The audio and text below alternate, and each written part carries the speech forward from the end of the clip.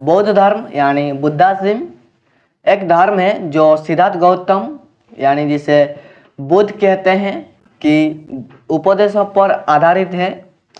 यह आत्मज्ञान, दया, अहिंसा और सामाजिक जीवन की महत्व को प्रमुख स्थिति देती है। अब हमें यह पता होना चाहिए कि ये जो बुद्ध धर्म है ये एक है या इस बुद्ध धर्म के अंदर कई सारे अलग अलग धर्म पर डिवाइड किए गए हैं अलग अलग नियम के हिसाब से। और अगर डिवाइडेड किया गया है वो क्या क्या है।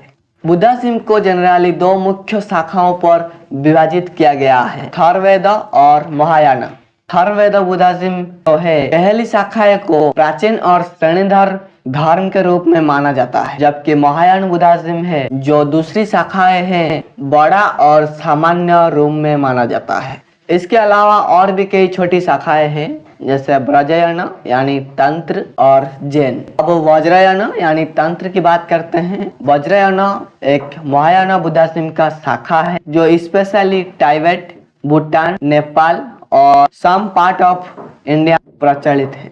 इसमें मंत्र, यंत्र, मुद्रा और विजुअलाइजेशन के थ्रू एलिजमेंट की प्राप्ति की जाती है। वज्रयान यानी तंत्र में गुरु शिष्य की परंपरा का बड़ा महत्व होता है और साधकों को गुरु की शिक्षा और अनुग्रह से मुक्ति की दिशा से मार्गदर्शन मिलती है। उसके बाद हम जैन धर्म की बात करते हैं। जैन एक बुद्धाज्म का शाखा है जो ध्यान यानी मेडिटेशन और प्रत्यक्ष अनुभव पर जोर देती है।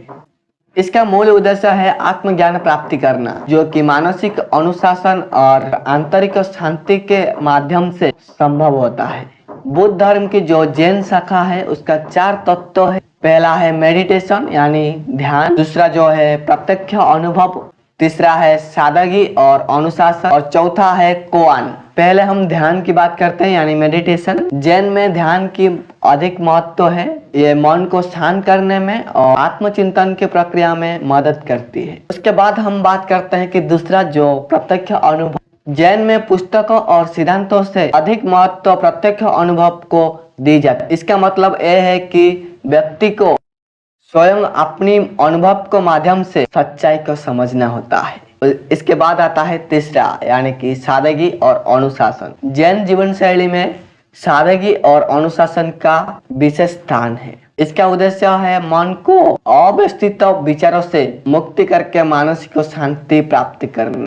उसके बाद आता है 4 यानी कोआन यानी कि लास्ट। ये ऐसे कथन होता है जो तर्क संगत उत्तर नहीं मांगते हैं बल्कि ध्यान और आत्मविश्लेषण के लिए प्रेरित करते हैं। तो यह था कुछ छोटा सा बुद्ध कल्चर, बुद्ध धर्म यानी बुद्ध कल्चर के बारे में छोटा सा वीडियो ही था। मुझे जितना दूर मैंने कोशिश किया तो वो मैं आप लोग को बताने की कोशिश की।